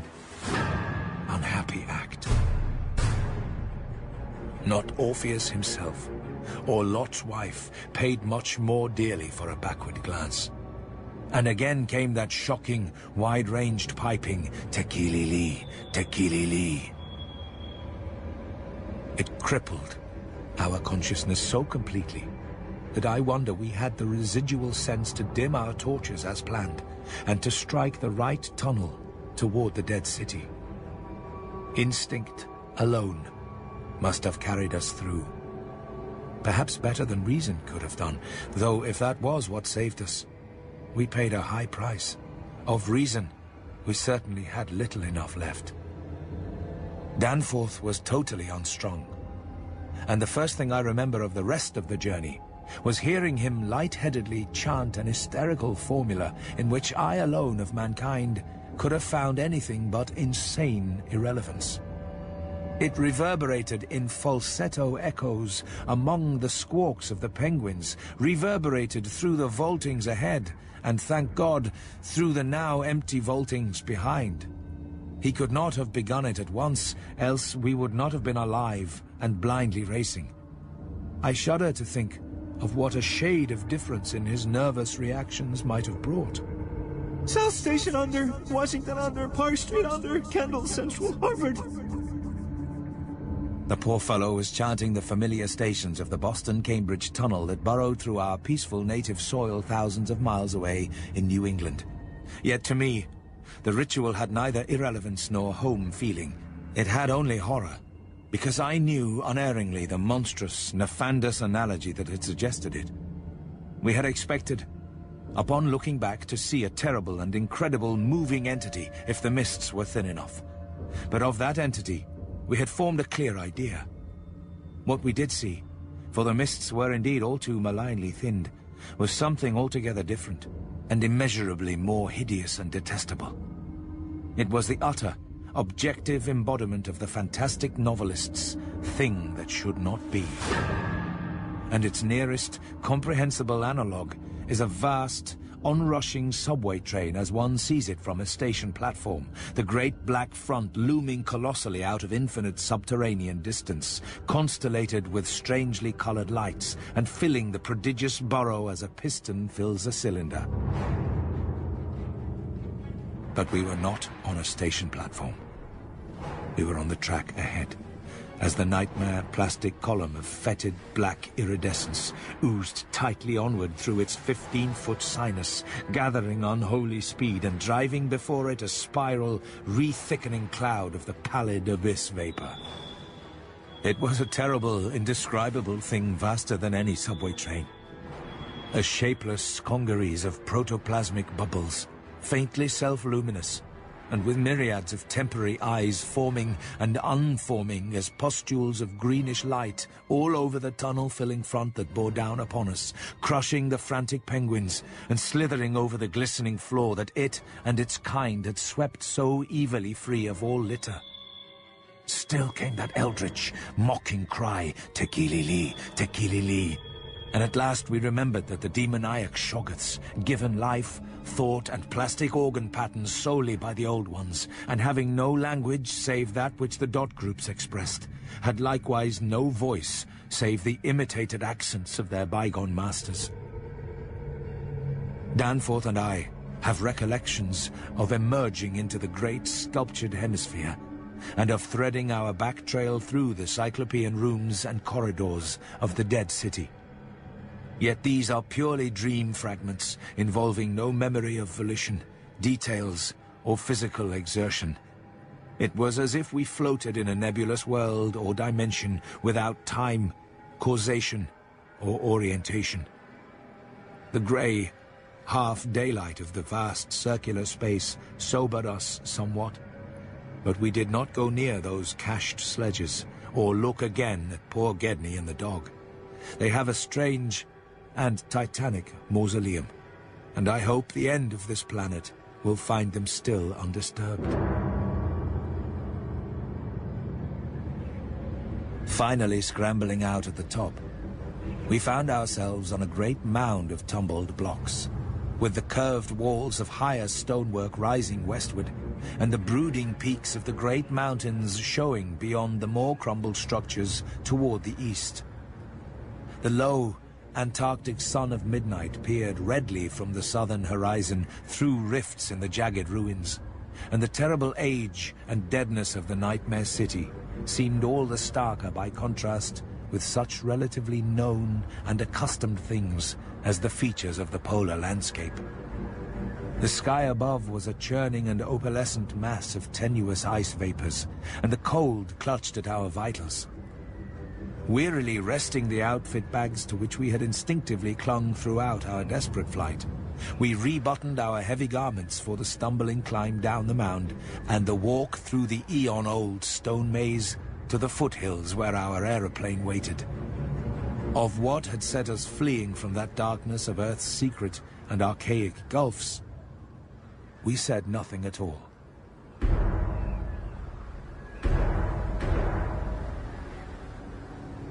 There now lay revealed on the ultimate white horizon behind the grotesque city, a dim, elfin line of pinnacled violet, whose needle-pointed heights loomed dreamlike against the beckoning rose color of the western sky.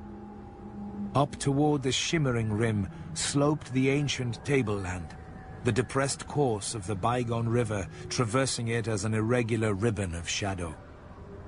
For a second, we gasped in admiration of the scene's unearthly cosmic beauty. And then, vague horror began to creep into our souls. For this far violet line could be nothing else than the terrible mountains of the Forbidden Land, highest of Earth's peaks and focus of Earth's evil, harborers of nameless horrors and Archean secrets, shunned and prayed to by those who feared to carve their meaning, untrodden by any living thing on Earth, but visited by the sinister lightnings and sending strange beams across the plains in the polar night. Beyond doubt, the unknown archetype of that dreaded Kadath in the cold waste beyond abhorrent Leng, whereof primal legends hint evasively.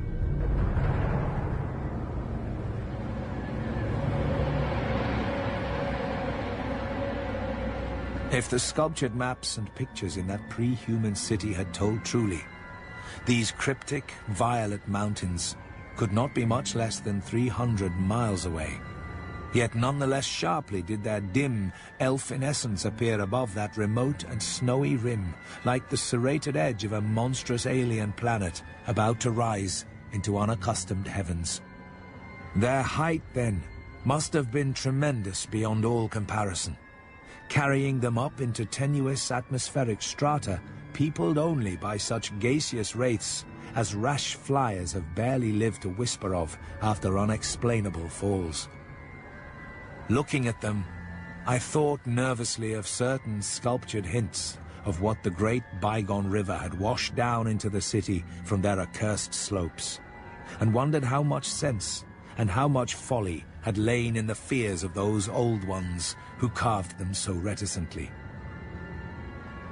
Yet long before we had passed the great star-shaped ruin and reached our plain, our fears had become transferred to the lesser, but vast enough range whose recrossing lay ahead of us. From these foothills, the black, ruin-crusted slopes reared up starkly and hideously against the east. And when we thought of the frightful amorphous entities that might have pushed their fetidly squirming way even to the topmost hollow pinnacles, we could not face without panic the prospect of again sailing by those suggestive skyward cave mouths, where the wind made sounds like an evil musical piping over a wide range. To make matters worse, we saw distinct traces of local mist around several of the summits, as poor Lake must have done when he made that early mistake about volcanism, and thought shiveringly of that kindred mist from which we had just escaped, of that, and of the blasphemous, horror-fostering abyss whence all such vapors came. All was well with the plane, and we clumsily hauled on our heavy flying furs. Danforth got the engine started without trouble, and we made a very smooth takeoff over the Nightmare City.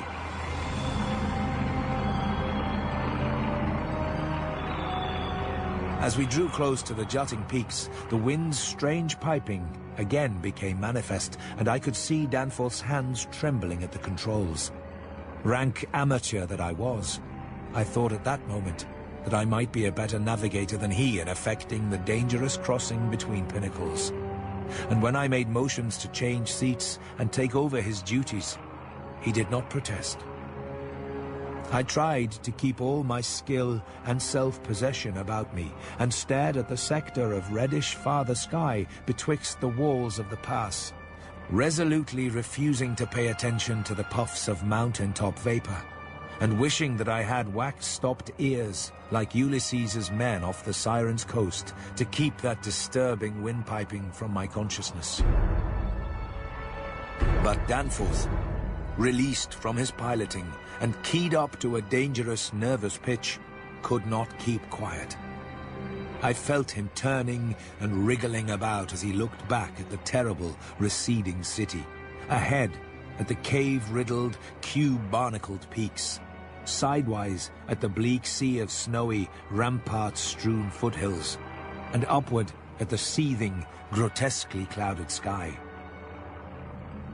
It was then, just as I was trying to steer safely through the pass, that his mad shrieking brought us so close to disaster by shattering my tight hold on myself and causing me to fumble helplessly with the controls for a moment.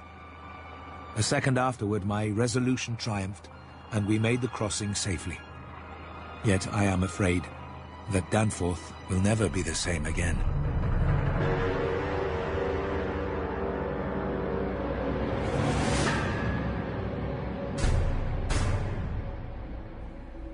I have said that Danforth refused to tell me what final horror made him scream out so insanely.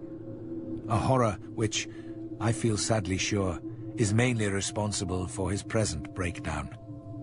We had snatches of shouted conversation above the wind's piping and the engine's buzzing as we reached the safe side of the range and swooped slowly down toward the camp.